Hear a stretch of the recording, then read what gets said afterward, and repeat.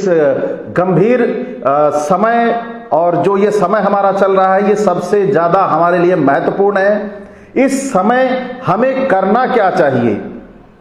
हमें आज बहुत बुरी तरह से हरा दिया गया है और कुछ हमारे ऐसे लोग हैं जो अपने ही परिवार पर, अपने ही गरीब भाइयों पर लांछन लगा रहे हैं कि 5 किलो अनाज के लिए वो बिक गए हैं। मैं दावे के साथ कहता हूं वो बिकने वाले चंद लोग होंगे, वो बिकने वाले चंद लोग होंगे, क्योंकि उन गरीबों के यहां हमारे जो नेतृत्व करता है, ये कभी उन गरीबों के यहां झांकने तक नहीं गए कि उनके चूल्हे में कब खाना बना। औचक ही निरीक्षण कर लिए होते आरोप लगाने से पहले। कभी उनके चूल्हे में झांका है कि आज खाना बना या नहीं बना? तो जरूरत है ये देखने की, उन पर हम आरोप छीटा कसी करें, आरोप लगाएं। हमें जरूरत है उनका विश्वास हासिल करने की कि वो 5 नहीं, 50 किलो नहीं, 50 क्विंटल पर भी नहीं बिकेंगे, क्योंकि हमें जरूरत है समाज को कैडर देने की, समाज को प्रशिक्षित करने की। और जब तक हम समाज को प्रशिक्षित नहीं करेंगे, हमें ऐसे ही आरोप अपनों पर लगाने के लिए मिलते रहेंगे। तो हमें करना क्या है? हमें करना यह है, हमें जातीयता, भेदभाव, ऊंच नीच को खत्म करके एक बहुजन परिवार का निर्माण करना।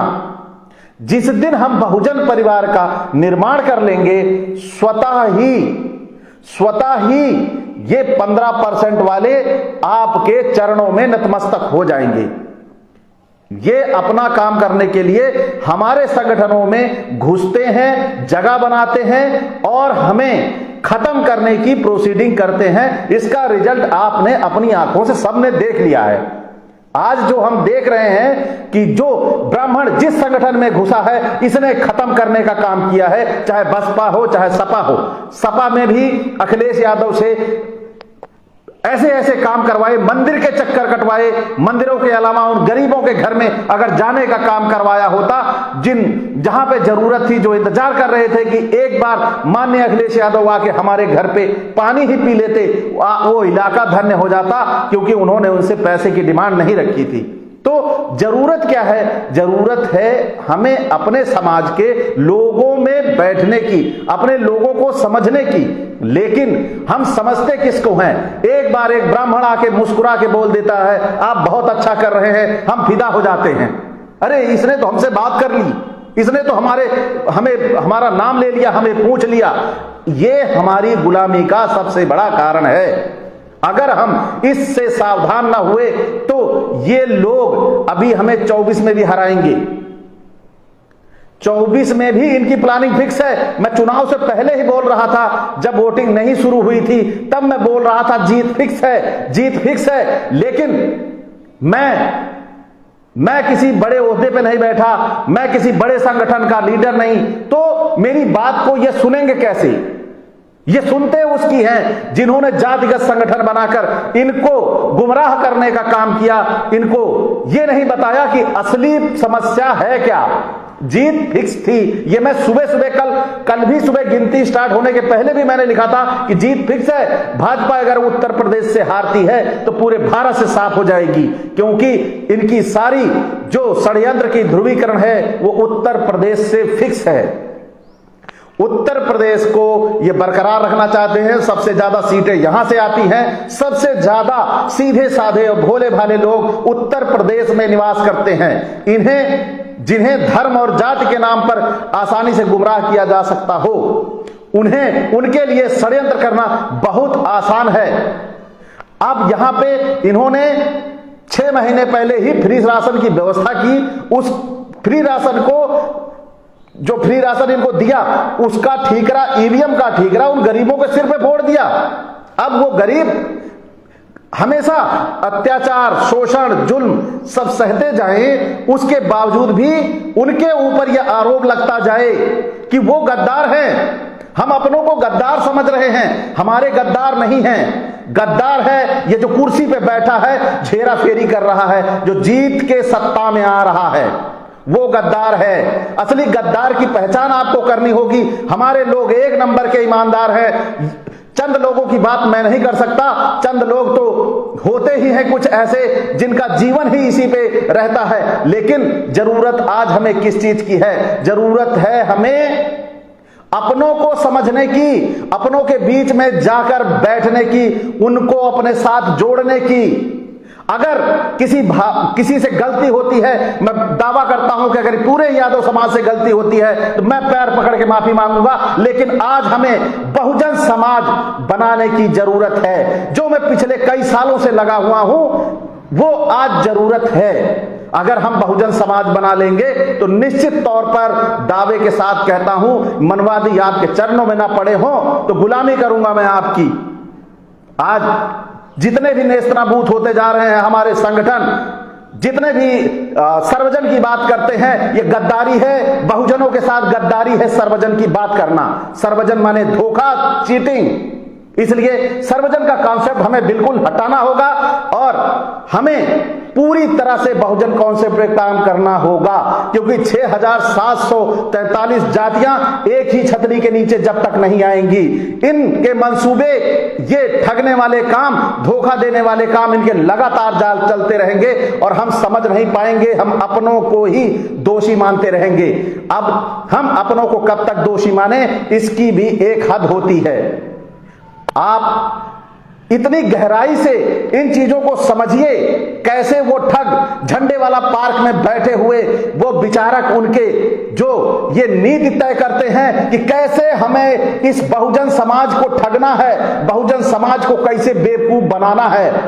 इस बहुजन समाज को बेवकूफ बनाने के लिए रणनीति बनाई जाती है। ये आप क्यों नहीं जानते? जिसे भी लगता है कि ऐसा नहीं है, वो झंडे वाला पार्क में जाके 2 दिन तिलक लगा के घुस के देख ले। वहां पे आपकी गुलामी का षड्यंत्र रचा जाता है और इसके लिए कोई भी, हमारी जितनी पार्टियां हैं, विचारकों को अवॉइड करने का काम करती हैं। उन्हें घुसने नहीं दिया जाता है। 1-1 घंटा 2-2 घंटा उन्हें बाहर बैठाया जाता है, उन्हें उनसे बात नहीं की जाती है। तो कैसे उनकी रणनीतियां तय होंगी, आप ये बताइए।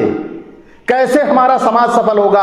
हमारे विचारक धूल फांक रहे हैं। हमारे विचारक अपने घरों में बैठ के केवल ग्लानि से जी रहे हैं कि अपनी समाज में हो रही जो ठगी है उसको अपनी आंखों से देख के बर्दाश्त कर रहे हैं। क्योंकि वो जब निकलते हैं तो उन्हें कोई महत्व देने वाला नहीं है। लगभग मैं समझता हूं लखनऊ में ही लाखों लोग ऐसे होंगे जो रिटायर होने के बाद बैठ के अपने जीवन का अनुभव आप समाज के साथ शेयर करके उसे लाभ दे सकते हैं। लेकिन उन्हें जोड़ने का काम किसने किया आज तक? महलों से निकलेगा कौन? जब तक महलों से नहीं निकलेंगे तब तक हमारा समाज यूं ही ठोकरें खाता रहेगा और इसका जिम्मेदार हमारा शीर्ष नेतृत्व होगा। आज जो दशा है, ये दशा तय करने के लिए 10 साल लगाई है हमारे नेतृत्व ने। नहीं तो आज हमारी सत्ता होती। आज जिस बहन जी को 1 सीट, जिस बसपा को 1 सीट मिल रही है, वो बसपा गद्दी पे बैठी होती भारत देश की। मैं आप सभी से बार बार अपील करूंगा कि आज हमें जो कुछ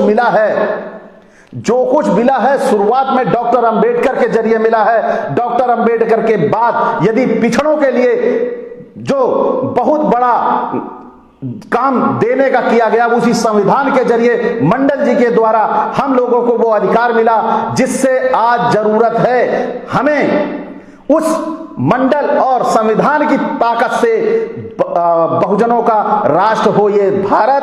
हमें तैयारी उसकी करनी है। हमें बहुजनों को एकजुट करना है। बहुजनों को मतलब आम अपने जो ओबीसी एससी हैं, उनको, जिनको ये बहुजन शब्द का मतलब नहीं पता है, इतने साल हो गए उन्हें बहुजन शब्द का मतलब नहीं पता है।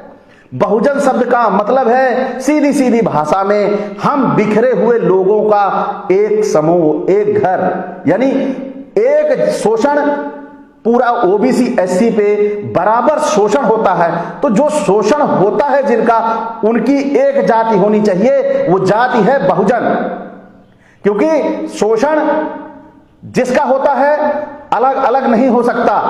पीड़ित व्यक्ति, प्रताड़ित व्यक्ति एक ही हो सकता है, सबकी पीड़ा एक ही हो सकती है, सबकी पीड़ा कभी अलग नहीं हो सकती है। तो मैं यही कहता हूं कि आप सभी बहुजन कॉन्सेप्ट पे काम करें, बहुजन बने।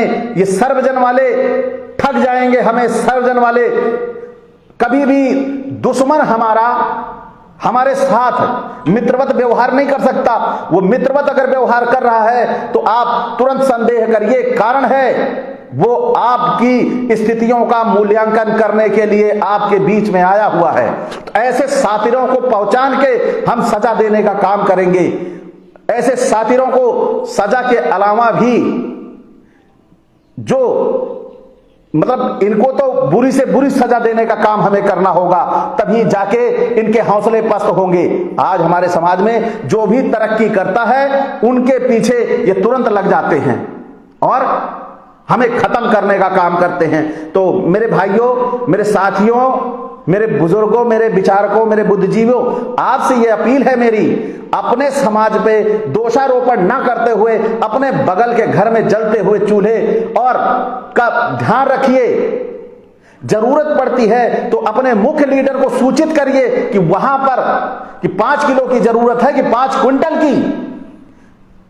और मैं आज आप सबके सामने वादा करता हूं कि 3 महीने बाद मेरे बहुजन भाई के उत्तर प्रदेश की मैं अभी जिम्मेदारी लूंगा, उसके बाद मैं पूरे भारत की जिम्मेदारी लूंगा।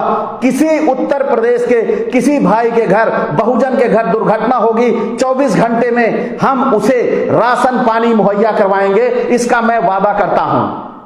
24 घंटे में मैं कुछ भी नहीं हूं, लेकिन 1 क्विंटल राशन उसके घर पहुंचाऊंगा, यह मेरा वादा है।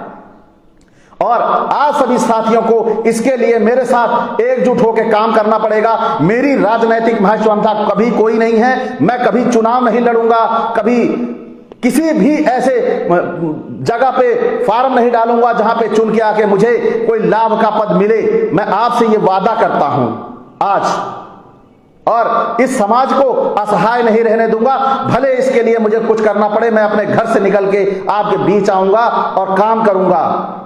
तो आप सभी साथियों से अपील है, ज्यादा से ज्यादा जुड़ें साथ में और बहुजन समाज बनाने की दिशा में काम करें, जिससे हम एक हो। इन